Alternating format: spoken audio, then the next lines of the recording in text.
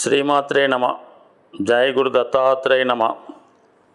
ఈ వీడియోలో మనం వివిధ రాశులపై శుక్రగ్రహ ప్రభావం ఏ విధంగా ఉంటుంది, మరి శుక్రుడు ప్రస్తుతం జూలై 31వ తారీఖు నుంచి ఆగస్టు 24 వరకు సింహరాశిలో సంచరించడం జరుగుతుంది. ఆగస్టు 24 నుంచి సెప్టెంబర్ 18 వరకు కన్యారాశిలోకి ప్రవేశించడం జరుగుతుంది. అయితే కన్యారాశిలో శుక్రుడు నీచ స్థితి పొందడం జరుగుతుంది. అంటే అత్యంత బలహీనమైన స్థితి ఏర్పడుతుంది. సో అలాగే శుక్రుడు సింహరాశి యందు ఉన్నప్పుడు కూడా శత్రుస్థానం అవటం వల్ల ఇంకా బలహీనమవుతూ, ఒక విధంగా చెప్పాలంటే మీకు జూలై 31 నాటికి ఉన్నటువంటి 100% బలం సింహరాశిలోకి ప్రవేశించిన దగ్గర నుంచి కన్యరాశిలోకి ఇంచుమించుగా మనకి సెప్టెంబర్ 18 అంటే తులారాశిలో ప్రవేశించినంత వరకు కూడా శుక్రుడు నెమ్మదిగా తన యొక్క బలాన్ని కోల్పోవడం జరుగుతూ ఉంటుంది. అంటే 100% ఉన్నటువంటి శుక్రుడు 0 స్థాయికి రావడం జరుగుతూ ఉంటుంది. మళ్ళీ తులారాశిలోకి సెప్టెంబర్ 18 తర్వాత తన స్వక్షేత్రంలోకి చేరడం వల్ల తిరిగి మళ్ళా శుక్రుడు సంపూర్ణ బలాన్ని చేకూర్చుకుంటాడు. అయితే ఎవరి జన్మజాతకంలో అయినా శుక్రుడు యొక్క స్థితి బలాన్ని బట్టే వారి యొక్క వైవాహిక జీవితంలో ఉన్నటువంటి సుఖ సంతోషాలు, అలాగే ఆర్థిక పరిస్థితి ఏ విధంగా ఉంటుంది, అతడు సంపాదించిన ధనాన్ని లేదా పెద్దల ద్వారా వచ్చిన స్థిరాస్తుల్ని ఎంతవరకు జాతకుడు దాన్ని అనుభవిస్తాడు, ఆ స్థిరాస్తుల్ని వృద్ధి చేస్తాడా లేదంటే దాన్ని పూర్తిగా నాశనం చేయడం జరుగుతుందా అన్న విషయాన్ని, అలాగే జాతకుడు ఒక మంచి బట్టలు కట్టాలన్నా, ఒక వాహనంలో ప్రయాణించాలన్నా కూడా శుక్రుడు చాలా బలంగా ఉండాలి. శుక్రుడు బలంగా ఉన్నవాళ్ళు ఏదన్నా చిన్న ప్రయాణాన్ని కూడా ఫ్లైట్లో ప్రయాణం చేస్తుంటారు. ఖరీదైన కారులో వాళ్ళకి సమకూరుతుంటాయి.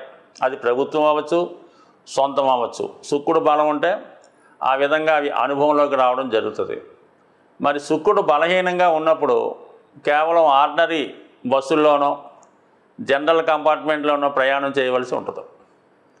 అలాగే శుక్రుడు జాతకంలో ఉన్న బలాన్ని బట్టి జాతకుడికి ఎటువంటి భార్య వస్తుంది, వివాహం తర్వాత భార్య ద్వారా ఎంత అదృష్టం వస్తుంది, అలాగే శుక్రుడితో కలిసి ఉన్న గ్రహాల స్థితిని బట్టి భార్య ఏ విధంగా ఉంటుంది, ఆవిడ యాటిట్యూడ్ ఏ విధంగా ఉంటుంది, ఆవిడ ఎంత పవిత్రంగా ఉంటారు, ఎంత సాంప్రదాయంగా ఉంటారు, ఎటువంటి గౌరవప్రదమైన కుటుంబంలోంచి రావడం జరుగుతుంది, అలాగే వారికి ఏమైనా దోషాలు ఉన్నాయా, సంతాన దోషాలు ఉన్నాయా అనే విషయం కూడా జాతకంలో ఉన్నటువంటి శుక్రగ్రహ స్థితిని బట్టి కలిసి ఉంటుంది. సో ఏదైనా ఒక జాతకంలో ఎన్ని యోగాలు ఉన్నా జాతకుడు అందమైన జీవితాన్ని, సౌకర్యవంతమైన జీవితాన్ని అనుభవించాలంటే ఖచ్చితంగా ఆ జాతకుడు శుక్రుడు యొక్క బలం ఉండాలి. అంటే జన్మజాతకంలో శుక్రుడు బలం చాలా బాగుంటే వాడి జీవితాంతం సౌకర్యాలు ఉంటాయి. శుక్రుడు బలహీనంగా ఉంటే వాడు ఎంత ఉన్నా కూడా అనుభవించలేకపోతుంటాడు. ఈ విధంగా శుక్రుడు బలం ఉంటే మరి గోచారరీత్యా శుక్రుడు యొక్క స్థితిని బట్టి వారి యొక్క రాశులను బట్టి శుక్రుడు యొక్క బలాన్ని బట్టి కేవలం ఒక వైవాహిక జీవితం, అలాగే ధనం, సంపద, సేవింగ్సు, బంగారు ఆభరణాలు, ఖరీదైన ఏదన్నా ఒక మనిషికి ఒక వస్తువును చూస్తే ఇది మన సొంతమైతే బాగున్ను, లేదంటే ఒక మంచి ప్లేస్ చూసినప్పుడు ఆ సినిమాకి వెళ్ళాలనో, ఒక ఫ్లైట్లో జర్నీ చేయాలనో, ఒక మంచి బట్టలు కట్టాలనో, ఇవన్నీ కూడా శుక్రుడి యొక్క బలం ఉంటేనే జాతకుడికి ఇవన్నీ అనుభవంలోకి వస్తాయి. అంటే శుక్రుడు సహజ రాశి చక్రంలో 2, 7 భావాలకు కారణం అవుతుంటాడు. అంటే 2 అన్నది ధన సంపద, కుటుంబం. సప్తమం అన్నది కామస్థానం, కోరికల స్థానం. జీవితంలో అసలు మానవ జన్మ ఎత్తడానికే కోరికలు కారణం. ఆ కోరికలు తీరకుండానే జాతకుడు మళ్ళీ మళ్ళీ జన్మ ఎత్తుతూ మళ్ళీ కొత్త కోరికలు పెంచుకుంటూ తీర్చుకుంటూ ఉంటాడు. అందుకని శుక్రుడు జాతకంలో అత్యంత ఇంపార్టెంట్ అయినటువంటి గ్రహం. మరి శుక్రుడు దశావతారాల్లో పరశురామ అవతారానికి ప్రతీక అవటం వల్ల విపరీతమైనటువంటి కోపాన్ని కలిగి ఉంటారు. ఏదైనా సమూలంగా నాశనం చేసే శక్తి కూడా శుక్రగ్రహానికి ఉంటుంది. అలాగే నవగ్రహాల్లో అత్యంత శక్తివంత గ్రహం శుక్రగ్రహం. కేవలం శుక్రునికి మాత్రమే మృత సంజీవిని అనే అద్భుతమైన విద్య తెలిసింటే చనిపోయిన వాళ్ళని బతికించగలిగే శక్తి శుక్రగ్రహానికి ఉంటుంది. సో జాతకుడికి శుక్రబలం ఉంటే మరణస్థానంలో అయినా శుక్రుడు గోచారీత్యా అనుకూల స్థితిలో ఉన్నప్పుడు జాతకుడు మరణాన్ని కూడా పొందలేకపోతుంటాడు. అంటే ఎంత మరణస్థితిలో ఉన్నా శుక్రగ్రహ బలం ఉంటే జాతకంలో మళ్ళా మృత్యువు నుంచి తిరిగి కోలుకునే అత్యంత శక్తివంత గ్రహం శుక్రగ్రహం. అటువంటి శుక్రగ్రహం ప్రస్తుతం సింహరాశి అన్నది శత్రురాశి. ఎందుకంటే ఒక గ్రహం ఉచ్చస్థానంలోకి వెళ్తున్నప్పుడు బలాన్ని పొందుతూ ఉంటాడు. అంటే శుక్రుడు మీనరాశిలోకి వెళ్తే బలాన్ని పుంజుకోవడం జరుగుతూ ఉంటుంది, అది ఉచ్చస్థానం. మరి కన్యారాశిలోకి వచ్చినప్పుడు శుక్రుడు బలహీన స్థితి పొందడం జరుగుతూ ఉంటుంది. ఆల్రెడీ శుక్రుడు జలతత్వ గ్రహం, సింహరాశి అగ్నితత్వ గ్రహం. అందుకని శుక్రుడు ఈ సింహరాశిలో ప్రవేశించినప్పటి నుంచి వ్యక్తిగతంగా ప్రతి జాతకుడికి కూడా ఆర్థిక పరిస్థితి కంపల్సరీగా వాడు దాచుకున్న ధనం, సంపాదించిన ధనం ఆవిరైపోతూ ఉంటుంది, మనం మొత్తం ఖర్చు అయిపోవడం జరుగుతుంటుంది. అలాగే మనీ రిలీజ్ అవ్వడం కూడా కష్టం ఉంటుంది. అంటే ప్రభుత్వం వారు మరి ప్రజలకి సప్లై చేయడం ధనం సకాలంలో చేయలేకపోవడం వల్ల, పెద్ద పెద్ద వారి నుంచి ధనం బయటికి రాకపోవడం వల్ల మనీ రొటేషన్ తగ్గడం, తద్వారా వీళ్ళు ఆర్థిక పరంగా ఎదుర్కోవడం జరుగుతుంది. దాని తర్వాత శుక్రుడు ఆగస్టు 24 తర్వాత కన్యారాశిలోకి ప్రవేశిస్తాడు. కన్యారాశిలో ప్రవేశించడం ఇంకా అక్కడ ఉన్నటువంటి కేతుతో కలుస్తాడు. ఎప్పుడైతే శుక్రుడు తన శత్రుగ్రహం అయినటువంటి కేతుగ్రహాన్ని కలుస్తాడో 100% జాతకుడు మొత్తం తన యొక్క ఆర్థిక పరిస్థితి జీరోకి రావడం జరుగుతుంది. ముఖ్యమైన అవసరాలు కూడా మనీ ఇబ్బంది పడడం జరుగుతుంటుంది. దానికి అదనంగా మనకి ఆగస్టు 27 నుంచి కుజుడు కూడా మిథున రాశిలోకి వచ్చి చతుర్థ దృష్టితో శుక్రుడిని కేతువుని చూడడం జరుగుతుంటుంది. అంటే 2 శత్రుగ్రహాలు మన శుక్రుడి మీద వీక్షించడం వల్ల, శుక్రుడు బలహీనం అవటం వల్ల ఇది ఖచ్చితంగా జాతకుడికి ఏ రాశి వారైనా ఏ లగ్నం వారైనా వాళ్ళు ఖచ్చితంగా ఆర్థిక పరంగా చాలా స్ట్రగుల్ పడతారు. 2 వైవాహిక జీవితంలో సమస్యలు ఎదుర్కొంటారు.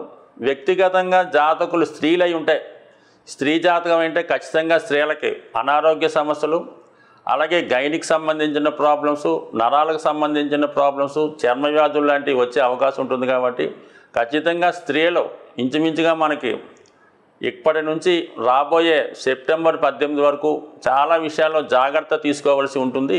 స్వస్తి. అమ్మా ఎన్ని నిమిషాలు వచ్చింది అబ్బాయి?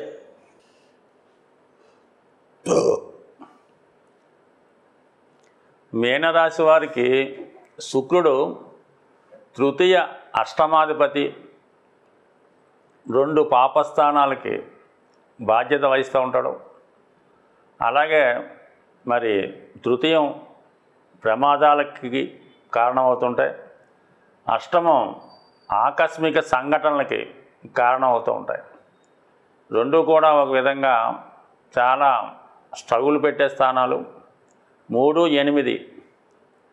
సో ఈ స్థానాలు మీకు శుక్రుని ఆధీనంలో ఉండడం జరుగుతూ ఉంటుంది. అందుకనే సాధారణంగా ఈ మీనరాశి లేదా మీన లగ్నం వారికి స్త్రీల వల్ల నష్టాలు కష్టాలు కలుగుతుంటాయి. ముఖ్యంగా చాలా సందర్భాల్లో అంటే శుక్రుడి యొక్క బలాన్ని బట్టి ఉంటుంది అనుకుందాం, తోడబుట్టిన వారితో అంటే అక్క చెల్లెలతో కానీ, అంటే అక్కగారితో కానీ చెల్లెలతో కానీ విభేదాలు ఉండే అవకాశం ఉంది.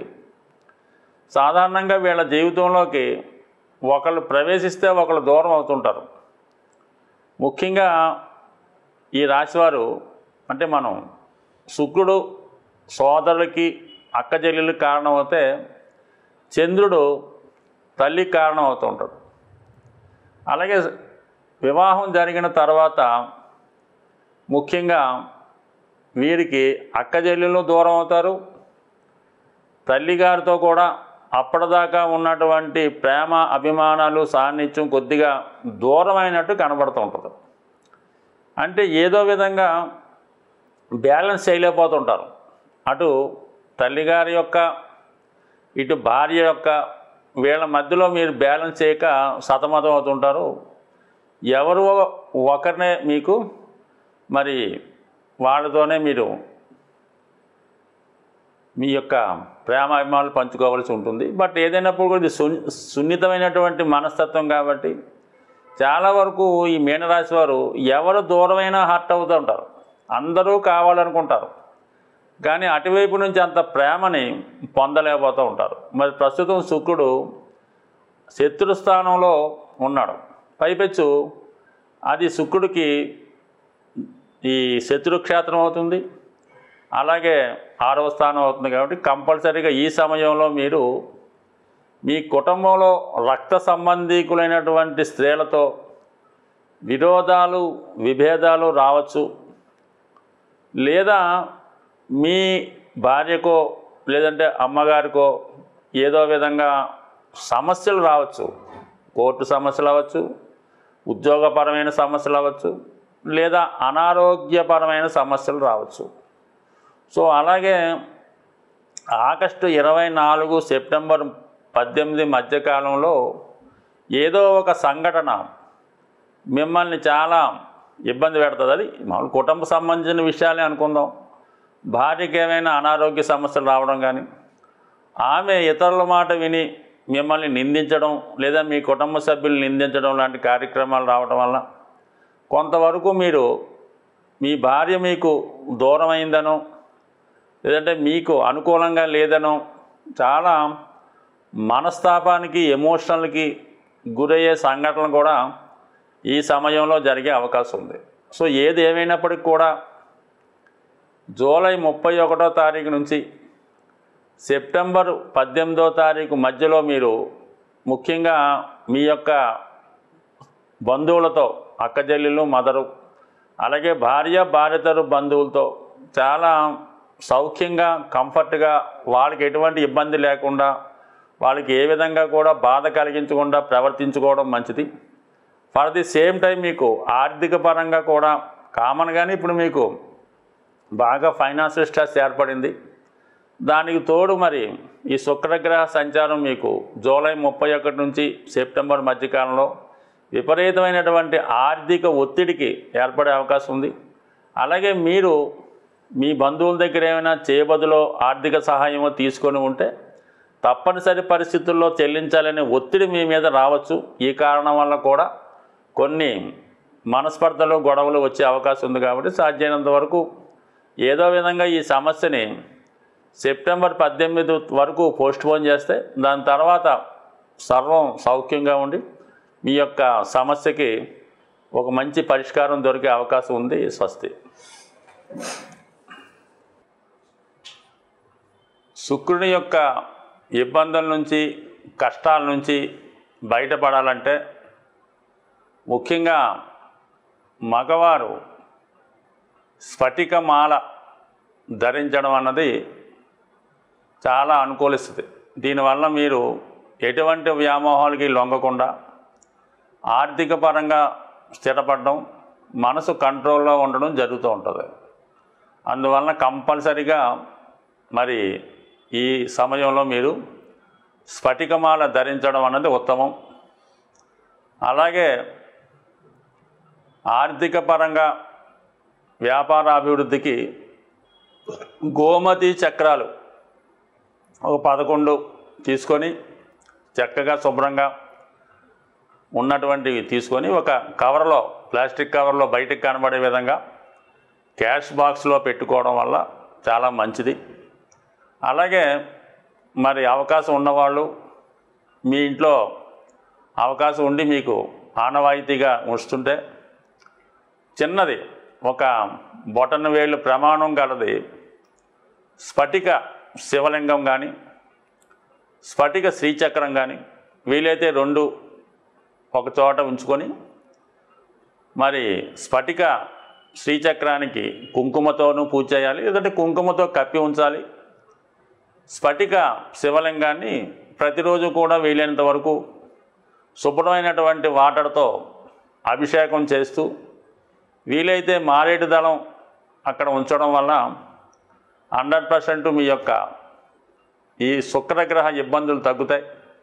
ఇంకా అవకాశం ఉన్నవాళ్ళు చిన్నపిల్లల యొక్క అంటే ముఖ్యంగా అమ్మాయిల యొక్క పుట్టినరోజుకి కానీ వాళ్ళు వాణి ఫంక్షన్కి కానీ లేదంటే వారికి వివాహం అవుతున్నప్పుడు మీరు ఆ ఫంక్షన్లో పాలకోవా అక్కడ ఉన్నటువంటి వచ్చిన వారికి పంచిపెట్టడం, లేదా పెద్దగా భోజనాలు చేస్తుంటే పెరుగు, ఆవు పెరుగైనా ఒక 5 లీటర్లు, ముఖ్యంగా 6 లీటర్లు పెరుగు ఈ పెళ్ళి జరిగినప్పుడు అక్కడ వాళ్ళకి కామన్గా ఇస్తుంటారు కదా మన ఊరిలో, అలాగే ఇవ్వటం.